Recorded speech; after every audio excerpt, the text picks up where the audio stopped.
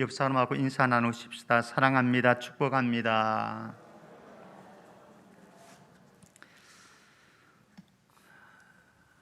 많은 사람들이 세상을 살아가면서 상대방이 깨어지기 쉬운 연약한 질그릇이다라고 하는 것을 잘 모르고 지나는 것 같습니다. 우리 베드로전서 3장 7절 말씀 보면 이런 말씀이 있습니다. 남편들아, 이와 같이 지식을 따라 너희 아내와 동거하고 그를 더 연약한 그릇이요 라고 말씀합니다. 만약에 부부가 살아가면서 배우자가 더 연약한 그릇이다, 깨어지기 쉬운 질그릇과 같은 존재이다 라고 하는 것을 안다고 한다면, 또 그것을 우리의 가슴에 새기고 살아간다고 한다면 그에게 함부로 말하지는 않을 겁니다. 그리고 함부로 행동하지는 않을 겁니다. 그런데 우리가 상대방을 연약한 질그릇이라고 생각을 하지 않고 살아가기 때문에 때로는 함부로 말을 해서 또 함부로 행동을 해서 상대방에게 깊은 상처를 입히게 되어지고, 결국엔 우리 도저히 함께 살지 못하겠다라고 탄식하는 단계까지 이르는 것을 우리는 우리의 삶의 현장에서 많이 경험을 하고 있습니다. 우리의 인생을 살아가면서 정말로 중요한 영적인 정직성이 필요한 부분들이 있습니다. 세상에는 아마 여러분들 주변에도 그런 사람들이 참 많을 거라고 생각을 합니다. 정직하지 못한 사람들이 참 많이 있습니다. 물론 거기에 나도 포함되어 있죠. 다른 사람들이 그렇다라는 얘기는 아니고 저와 여러분들도 정직하지 못한 한 인생의 사람이 아니겠습니까? 이게 인생입니다. 그런데 우리 성도들에게 정말로 영적인 정직성이 필요한 부분인데 많은 부분을 얘기할 수 있겠지만 오늘 7절 말씀에서 적어도 3가지 우리는 영적인 정직성의 고백이 필요하다라고 생각을 합니다. 첫 번째는 7절 말씀 한번 보실까요? 우리가 이 보배를 질그릇에 가졌으니 이는 심히 큰 능력은 하나님께 있고 우리에게 있지 아니함을 알게 하려 함이라 말씀합니다. 첫 번째 우리의 정직한 고백이 이루어져야 될 것인데 그것은 나는 질그릇이다, 나는 질그릇이다. 여기 질그릇이라고 하는 표현을 바울 자신에게 적용을 하고 있고요, 그리고 자신과 함께 선교 사역을 하고 있는 동역자들에게 이 질그릇이라고 하는 용어를 사용하고 있습니다. 우리는 질그릇이다. 질그릇이라고 하는 것은 하나님께서 인간의 육체를 지으실 때에 흙으로 먼지로 창조하시지 않았습니까? 결국 우리의 육체라고 하는 것은 흙이고 먼지에 불과한데 여기에 하나님의 생기를 불어넣으니까 생명이 살아있는 존재가 되었더라. 이게 창세기의 선언이었습니다. 질그릇과 같은 인간의 육체 무엇입니까? 값이 싼 거죠. 깨어지기 쉬운 거죠. 가치가 없는 거죠. 그래서 인간의 육체의 연약성, 유약성, 무가치성, 한계성 이런 것을 표현해 주는 표현이 질그릇이다라고 하는 표현인 거죠. 그래서 저와 여러분들이 늘 하나님 앞에 정직한 고백을 해야 합니다. 무엇이라고요? 주님, 저는 질그릇과 같은 존재입니다. 너무 연약한 그릇이요, 무가치한 존재요, 한계성을 가진 존재요, 부족한 존재입니다. 이 고백이 우리 안에 있어져야 된다라고 하는 거죠. 물론 이것이 열등감을 가지고 살라는 말씀은 아닙니다. 무엇입니까? 창조자 하나님 앞에서 겸허한 인생을 살아가라는 말씀입니다. 교만할 것이 없습니다. 잘난 체 할 것이 없습니다. 자랑할 것이 전혀 없습니다. 그런데 우리가 우리의 삶 속에서 자랑할 것 하나 있는데요, 그것이 무엇인가 하면 두 번째 고백입니다. 저와 여러분들은 우리가 이 보배를 질그릇에 가졌으니 우리는 질그릇이 맞습니다. 그러나 이 질그릇이 맞지만은 이 안에 무엇이 담겨져 있는가 하면 보배를 담은 질그릇이다라고 하는 거예요. 우리는 보배를 담은 질그릇입니다. 나 자신의 질그릇을 생각하면 별 볼 일 없고 연약하고 하찮은 것에 불과하지만, 그러나 나는 보배를 담고 있습니다. 이 보배가 무엇입니까? 그 앞에 문맥에 보면 예수 그리스도를 묘사할 수도 있고 그의 복음을 묘사할 수도 있고, 6절 말씀 배경으로 보면 예수 그리스도의 얼굴에 있는 하나님의 영광을 아는 빛을 말씀을 하고 있을 수도 있습니다.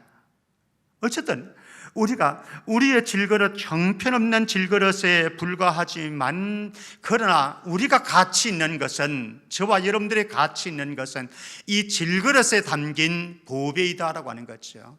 내가 예수 그리스도를 담고 있기 때문에, 내가 예수 그리스도의 능력의 복음을 담고 있기 때문에, 그리고 영광의 하나님을 알 수 있는 빛을 담고 있기 때문에, 내 질그릇 안에 하나님의 나라를 소유하고 있기 때문에, 그래서 가치 있는 존재가 되어졌다라고 하는 거죠.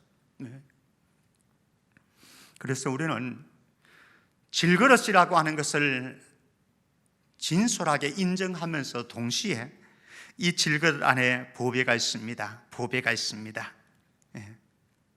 물론 질그릇 가운데 조금 더 나은 질그릇도 있을 수 있습니다. 우리 모두 여기에 비교하면요. 그리고 조금 더 아름다운 질그릇일 수도 있습니다. 조금 가격이 비싼 질그릇일 수도 있습니다. 그러나 아무리 이렇게 저렇게 말을 해도 질그릇은 질그릇에 불과하다. 질그릇은 질그릇에 불과하다. 근데 질그릇이 자랑할 수 있는 것 하나 있다고 한다면, 유일한 것 있다고 한다면 우리 안에 담겨진 보배다. 여러분들 안에 담겨진 예수 그리스도, 그분을 자랑할 수 있기를 바랍니다. 우리 안에 담겨진 예수 그리스도의 복음, 우리 안에 담겨진 하나님의 나라, 이게 우리의 가치, 우리의 진정한 소망이 아니겠습니까? 세 번째, 우리가 정직하게 고백해야 될 나는 질그릇입니다. 그러나 질그릇 안에 보배를 가졌습니다. 세 번째는 심히 큰 능력이 나에게 있지 않고 하나님에게 있습니다. 심히 큰 능력이 나에게 있지 않고 하나님에게 있습니다. 사실 바울은 엄청나게 이 질그릇 안에 담기신 예수 그리스도를 전파하기 위해서, 또 복음의 증인으로 삶을 살기 위해서 직분을 받아서 사도의 직분을 정말로 미련 없이 충성하면서 살았지요. 그러나 그는 알고 있습니다. 이 질그릇의 복음의 능력이 어디에서 나온 것이냐? 나에게 있지 아니하다. 나에게 있지 아니하고 누구에게 있다? 하나님에게 있다. 하나님에게서 심히 큰 능력이 나오고 있다. 그는 그렇게 고백을 하고 있습니다.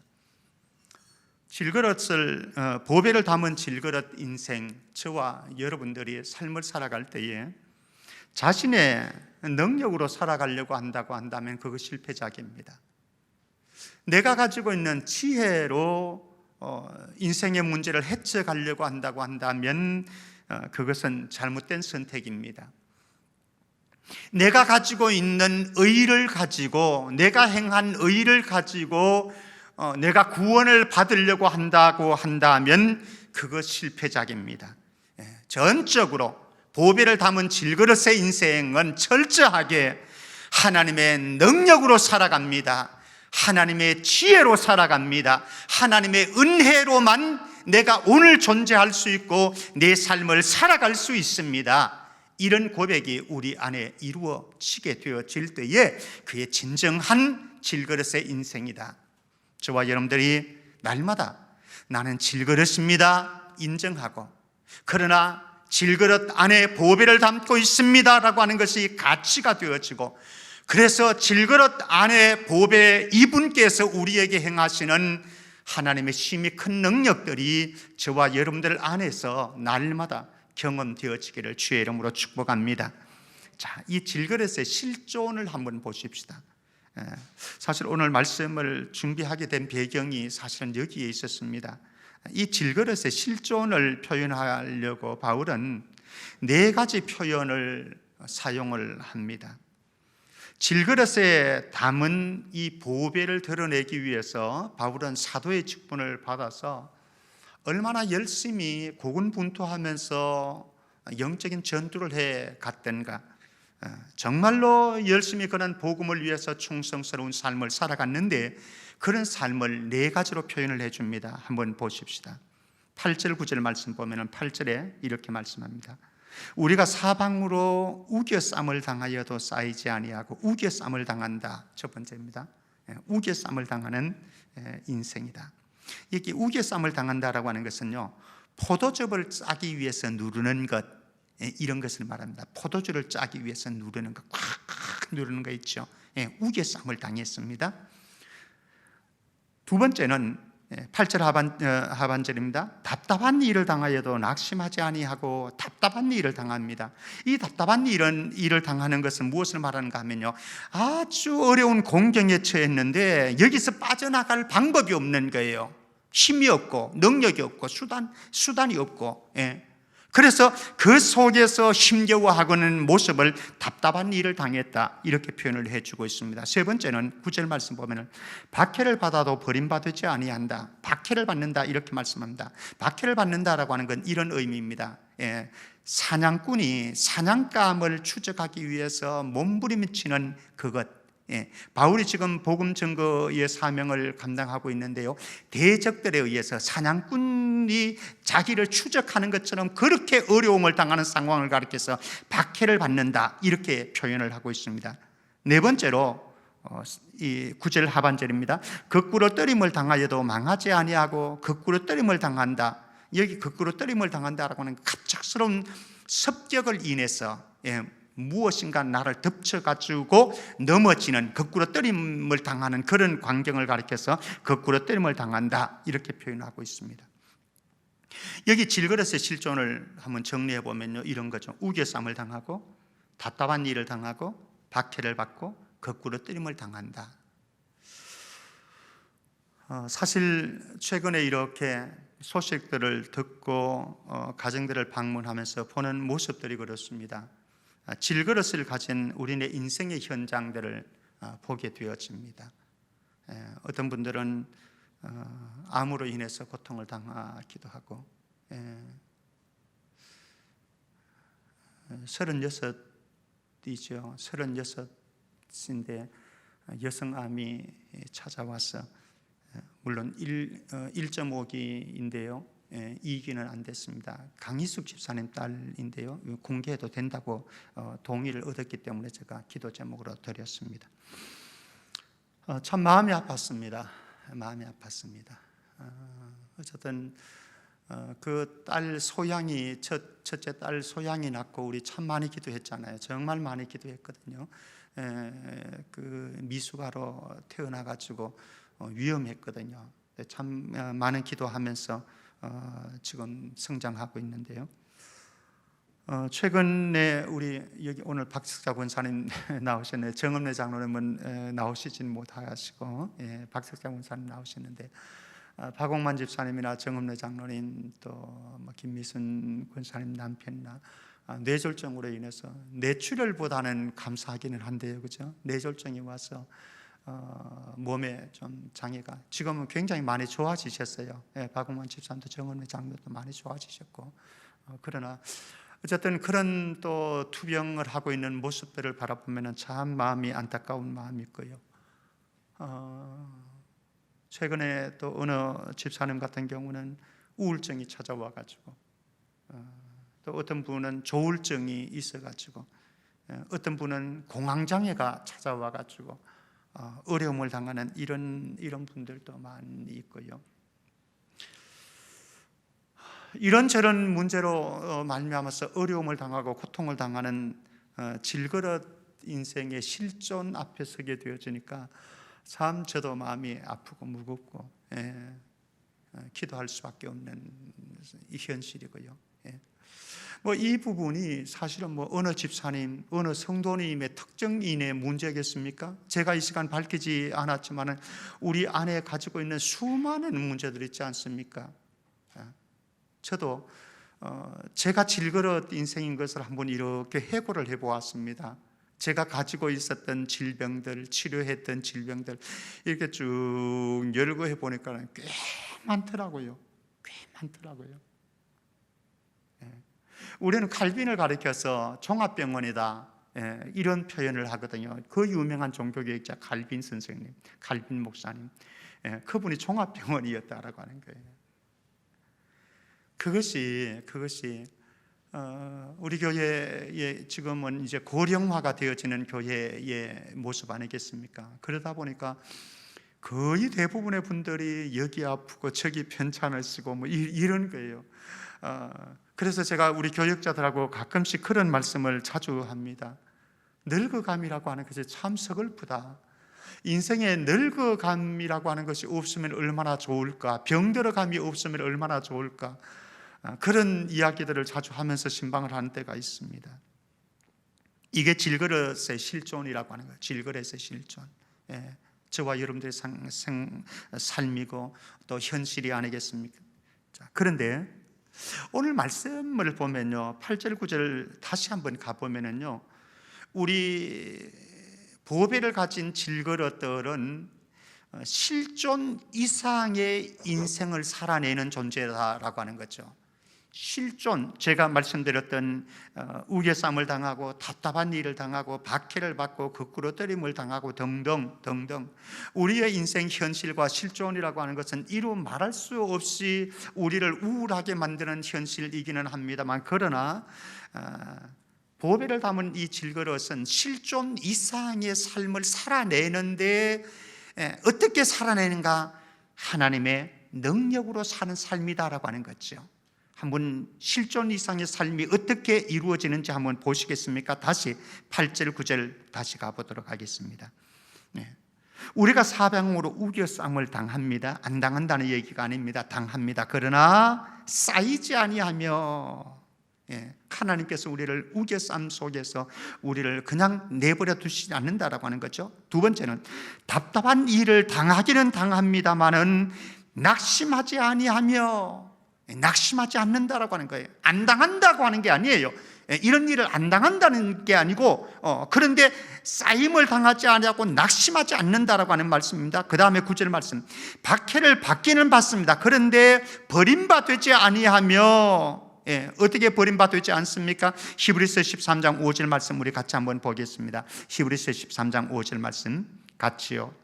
같이 읽습니다. 시작. 돈을 사랑하지 말고 있는 바를 족한 줄로 알라. 그가 친히 말씀하시기를 내가 결코 너희를 버리지 아니하고 너희를 떠나지 아니하니라 하셨느니라. 아멘. 정말 아멘입니까? 주님이 말씀합니다. 내가 결코 너희를 버리지 않겠다. 내가 결코 너희를 떠나지 아니하리라. 주님 말씀합니다. 우리가 박해를 받지요. 그러나 아주 버림받아지지는 않는다라고 하는 말씀입니다. 그리고 9절 말씀 계속해서 말씀합니다. 거꾸로 때림을 당하기는 당합니다. 그러나 망하지 않는다라고 하는 거예요. 망하지 않는다. 사실은 바울이요, 거꾸로 때림을 당한 것이 한두 번이 아니었습니다. 한번 1차 선교 때 어떤 일을 당하는지 한번 보시겠습니까? 사도행전 14장 19절 말씀입니다. 사도행전 14장 19절 말씀 제가 읽어드릴까요? 유대인들이 안디옥과 이고니온에서 와서 무리를 충동하니 그들이 돌로 바울을 쳐서 죽은 줄을 알고 시외로 끌어내치느라. 바울이 이고니온에서 전도할 때요, 유대주의자, 열성 유대주의자들이 쫓아와가지고, 안디옥에서 쫓아와가지고 바울을 죽이려고 돌을 던졌습니다. 그래서 초죽음이 됐습니다. 도망갔습니다. 어디로? 루스드라로. 루스드라로 도망갔는데 이 루스드라까지 요놈들이 쫓아온 거예요. 와가지고 또 사람들을 충동질해가지고, 그 시내 사람들 충동질해가지고 그들이 이제는 돌로 쳐서 초죽음이 되었습니다. 그런데 놀라운 것은 그렇게 루스드라에서 돌에 맞아 초죽음이 됐지만 그는 결코 망하지 않았다라고 하는 겁니다. 아니, 어쩌면은 그곳에서 바울이 초죽음이 될 정도가 아니라 진짜 죽을 수도 있죠. 그럴 수 있죠. 진짜 죽을 수 있어요. 우리 일제시대에 우리 선배 목사님들 그리고 장로님들 성도들이 믿음 지키다가 감옥에 갇히고 고문을 받고 그래서 순교한 분들이 많이 있거든요. 진짜 죽을 수도 있죠. 그러나 결코 정말로 망하지는 않는다라고 하는 거죠. 왜 그렇습니까?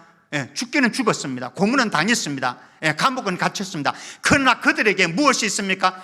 하늘나라의 참 안식의 세계가 기다리고 있다라고 하는 것 아니겠습니까? 믿음의 사람들의 삶의 영역 아니겠습니까? 이 땅의 세계에서 끝나는 것이 아니라 우리에게는 저 하늘나라의 영원한 하늘나라 안식이 기다리고 있기 때문에 그들은 결코 완전히 망한 것은 아닌 것이요. 정말 망하는 사람은 어떤 존재인지 아시겠습니까? 한번 볼까요? 요한계시록 20장 10절 말씀입니다. 요한계시록 20장 10절 말씀 우리 같이 한번 읽어볼까요? 같이요. 시작. 또 그들을 미혹하는 마귀가 불과 유황못에 던져지니 거기는 그 짐승과 거짓 선지자도 있어 세세토록 밤낮 괴로움을 받으리라. 질그릇의 보배를 가진 이 하나님의 일꾼들, 복음 사역자들이 망하는 것이 아니고 진짜 망하는 자는 어떤 사람인가? 이들을 죽이려고 망하게 만들려고 거꾸로 때리고 박해를 하고 넘어지게 만들었던 이 장본인 마귀가, 사탄이, 그리고 그의 졸개 노릇했던 모든 세력들이 요한계시록 20장 21장에 가면 완전히 이제 유황불 못에 던져지는, 지옥에 던져지는 이런 사태가, 이거 진짜 망한 거죠. 진짜 망한 거죠. 어떻게 살아날 또 희망이 없는 그런 삶이 되어지는 것이죠. 질그릇의 보배를 가진 그리스도의 일꾼들, 그들은 분명한 것이 있습니다. 그들은 하나님의 능력으로 사는 존재입니다. 그래서 실존 이상의 삶을 살아냅니다. 저와 여러분들이 때로는 우겨쌈을 당할 수도 있죠. 때로는 답답한 일을 당하기도 합니다. 때로는 박해를 받기도 합니다. 때로는 거꾸로 때림을 당하기도 합니다. 때로는 암이 찾아오기도 합니다. 때로는 허리 디스크가 이제 문제를 일으키기도 합니다. 백내장이, 녹내장이 오는 성도들도 많이 있습니다. 그러나 우리는 결코 여기에 머무르지 아니하고 하나님의 능력을 가지고 사는 존재임을 믿으시기를 바랍니다. 하나님의 능력을 가지고 사는 존재이기 때문에 우리의 실존 이상의 삶을 살아내는 존재라고요. 여러분들이 당하는 현재의 크고 작은 문제들이 있습니다. 그것이 우리의 실존입니다. 우리의 현실입니다. 그러나 거기에서 머물지 마시고요, 그 속에서 하나님의 능력을 담아내시기를 바랍니다. 그래서 우리의 실존을 뛰어넘는, 우리의 환경과 현실을 뛰어넘는 정말 믿음의 삶을 살아낼 수 있는 저와 여러분들 되어지기를 주의 이름으로 축원합니다.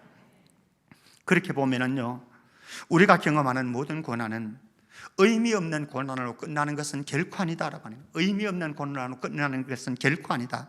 무엇입니까? 그것은 우리가 당하는 모든 고난은 하나님의 놀라운 능력을 체험하는 기회가 되어질 수 있다라고 하는 것입니다. 그 고난이 있었기에 하나님의 은혜를 새롭게 경험하고, 그 고난이 있었기에 기도의 동굴로 들어갔으며, 그 고난이 있기에 하나님의 위로를 경험할 수 있었으며, 그 고난이 있었기에 살아 계신 하나님을 다시 체험할 수 있었던 저와 여러분들의 삶이 아니겠습니까? 오늘도 우리의 현실적인 실존 앞에서 살아계신 하나님을 인해서, 하나님의 능력을 인해서 우리의 실존을 뛰어넘는 삶을 살아갈 수 있기를 주의 이름으로 축원합니다. 자, 영적인 함수관계가 우리 믿음의 여정 속에는 참 있는데요, 그것은 버림과 얻음이라고 하는 것, 버림과 얻음이라고 하는 것, 죽음과 부활이라고 하는 이런 영적인 함수관계를 아느냐 모르냐, 이 영적인 함수관계를 풀어낼 수 있느냐 풀어내지 못하느냐, 이게 굉장히 중요합니다. 한번 보실까요? 먼저 10절 11절 말씀 보면은 죽음의 고난을 짊어지는 인생입니다. 예수 그리스도의 사람들, 제자의 삶이라고 하는 것, 그렇다라고 하는 거죠. 10절 말씀 봅니다. 우리가 항상 예수의 죽음을 몸에 짊어짐은 예수의 생명이 또한 우리 몸에 나타나게 하려 함이라. 11절 말씀입니다. 우리 살아있는 자가 항상 예수를 위하여 죽음에 넘겨짐은 예수의 생명이 또한 우리 죽을 육체에 나타나게 하려 함이라. 우리 10절 전반부, 11절 전반부에만 집중해서 보시기를 바랍니다. 우리가 항상 예수의 죽음을 몸에 짊어짐은, 몸에 짊어진다라고 하는 것은요, 짊어진다라고 하는 것, 내 몸에 지니고 돌아다닌다, 이런 의미입니다. 늘 내 몸에 지니고 돌아다니는 거예요. 예수의 죽음 앞에 살아가는 존재, 예수님의 죽음에 동참하는 존재, 이게 바울의 인생이었고 전도자의 인생이었고 저와 여러분들이 살아가야 될 인생이다라고 하는 거예요. 예수님의 죽음과 내가 멀지 않아요. 너무 가까운 거예요.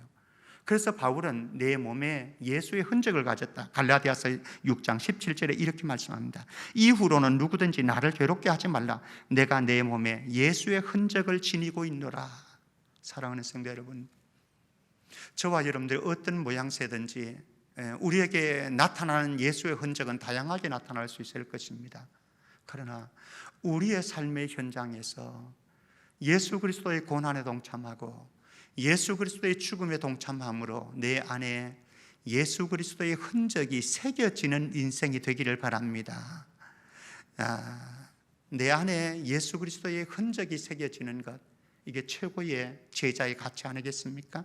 자, 그런데 중요한 것은 우리가 죽음의 고난을 짊어질 수 있습니다. 여기 바울은 항상이라고 말합니다. 10절에도 우리가 항상, 그리고 11절 말씀도 우리 살아있는 자가 항상 예수를 위하여, 항상이라고, 날마다 매일 매 순간이 그렇다라고 하는 거죠. 죽음에 넘겨지는 고통을 당하고 있습니다.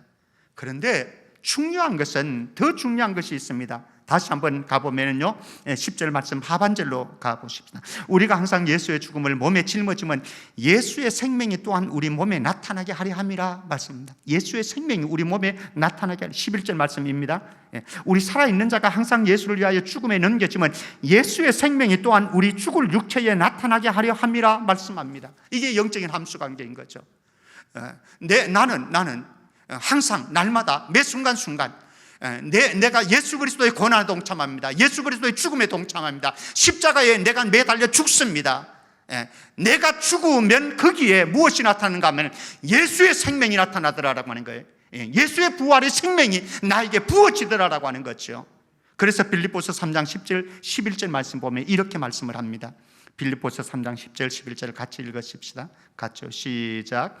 내가 그리스도와 그 부활의 권능과 그 고난에 참여함을 알고자 하여 그의 죽으심을 본받아 어떻게 해서든지 죽은 자 가운데서 부활에 이르려 하노니. 사랑하는 성도 여러분, 저와 여러분들 정말로 십자가를 사랑했어요.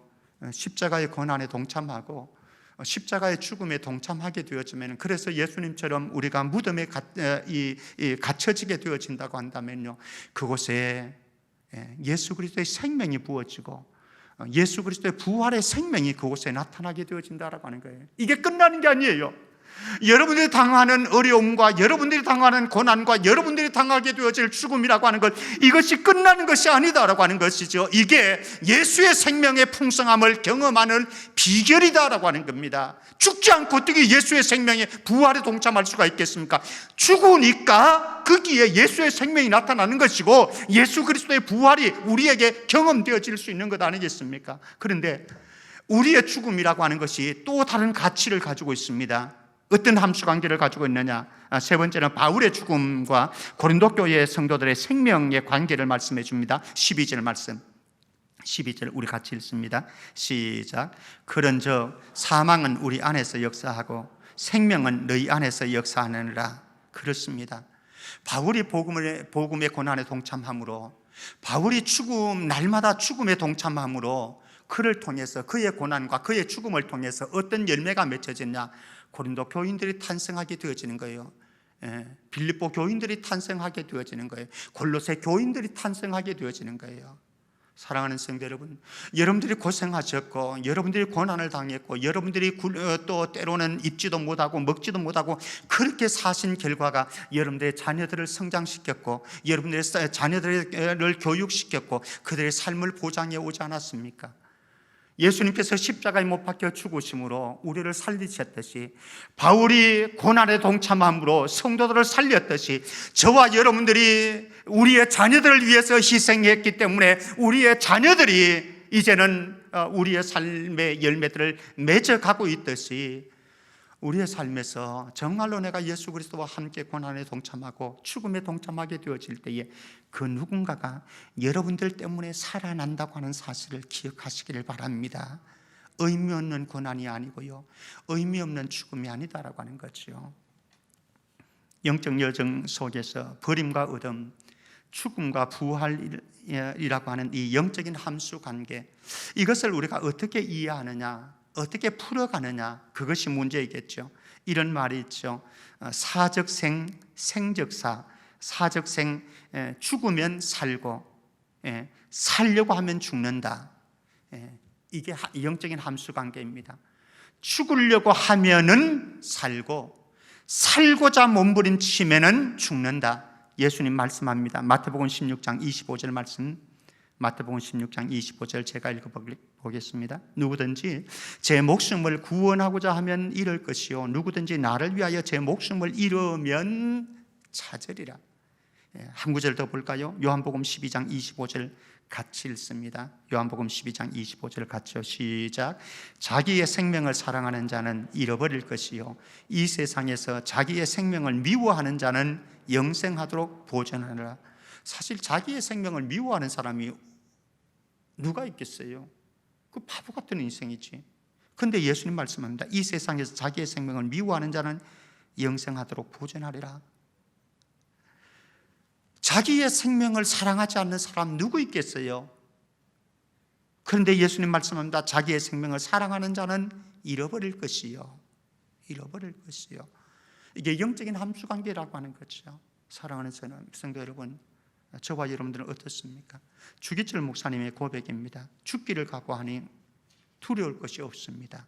죽기를 각오하니 두려울 것이 없습니다. 사실 죽기를 각오하는 게 쉬운 게 아니죠. 쉬운 게 아니죠.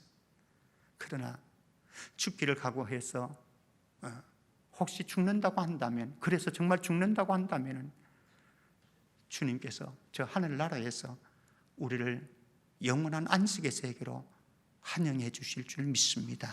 이 빽이 있어야죠. 이 빽이 있어야죠. 말씀 맺겠습니다. 성도는 세 가지를 기억해야 합니다. 영적인 정직성이 필요하다 말씀드렸습니다. 나는 질그릇입니다. 그리고 내가 질그릇이지만은 보배를 담고 있는 질그릇입니다. 그리고 세 번째는 나는 하나님의 능력으로 사는 존재입니다. 하나님의 능력, 내 능력이 아니라 하나님의 능력과 지혜와 은혜로 사는 존재입니다. 물론 질그릇인 우리 인생은요, 우리 성도들은 하나님의 능력으로 살기 때문에 우리의 삶에서 실존 이상의 삶을 살아간다라고 하는 건, 물론 이것은 이게 없는 건 아니에요. 우글쌈을 당하는 일, 답답한 일을 당하는 일, 박해를 받는 일, 또 거꾸로 때림을 당하는 일, 이것이 없어라고 하는 것은 결코 아닙니다. 여러분들에게도 암은 찾아옵니다. 여러분들에게도 간절히 이게 연골이 손상되기도 합니다. 여러분들에게도 디스크가 찾아오기도 합니다. 그러나 중요한 것은 우겨쌈을 당해도 쌓이지 않습니다. 답답한 일을 당해도 낙심하지는 않습니다. 박해를 받아도 아주 버림받지는 않습니다. 거꾸로 때림을 당해도 아주 망하지는 않습니다. 이게 우리의 실존 이상의 삶을 사는 하나님의 사람들이라고 하는 거예요. 여러분들 왜 어려운 일들 없겠어요? 왜 힘겨운 일을 없겠어요? 왜 답답한 일 없겠어요? 그러나 거기에서 주저앉지 마시고 우리 마지막 말씀 하나 읽고 마치겠습니다. 고린도후서 1장 8절에서 10절 말씀. 고린도후서 1장 8절에서 10절 말씀. 우리 한 절씩 같이 읽겠습니다. 8절 시작. 형제들아, 우리가 아시아에서 당한 환난을 너희가 모르기를 원하지 아니하노니 힘에 겹도록 심한 고난을 당하여 살 소망까지 끊어지고 우리는 우리 자신이 사형선고를 받은 줄 알았으니, 이제부터 중요합니다. 이제부터 이는 같이 시작. 이는 우리로 자기를 의지하지 말고 오직 죽은 자를 다시 살리시는 하나님만 의지하게 하심이라. 그가 이같이 큰 사망에서 우리를 건지셨고 또 건지실 것이며 이후에도 건지시기를 그에게 바라노라. 아멘. 진짜 아멘입니까? 물론 우리는 살아가면서 힘에 겹도록 심한 고난을 받을 수도 있고요, 그래서 살 소망까지 끊어지는 경험을 할 수도 있고 사형선고를 받는 것과 같은 그런 경험을 할 수도 있습니다. 그러나 분명한 것은 이것을 통해서 하나님은 목적을 가지고 계시고 이유 있는 고난을 주셨고 의미 있는 고난을 주셨다라고 하는 거죠. 여러분들의 삶이 어떠할지라도 하나님께서는 우리를 건지셨고 또 건지실 것이며 이후에도 건지실 것입니다. 천국 가는 그날까지 우리에게 심히 큰 능력이 되시는 하나님 의지하면서 우리에게 다가오는 크고 작은 현실 앞에서, 실존 앞에서 그것을 믿음으로 이겨낼 수 있는 우리 모두가 되기를 주의 이름으로 축복합니다. 하나님 아버지, 은혜 감사합니다. 오늘 바울이 거듭했듯이 우리의 삶에 어떤 현실이 다가올지라도, 어떤 환경과 실존이 다가올지라도 우리 속에 담고 있는 보배가 존귀하기 때문에, 복음이 존귀하기 때문에 우리 안에서 일하는 힘이 큰 하나님의 능력이 우리를 살리게 하시고 우리의 현실을 이길 수 있는 힘과 능력을 허락하여 주옵소서. 한 주간도 실망하지 아니하고 낙담하지 아니하고 믿음으로 한 걸음씩 선한 싸움 싸워 이길 수 있는 온 성도들 되게 하여 주옵소서. 거룩하신 예수 그리스도 이름으로 기도합나이다. 아멘.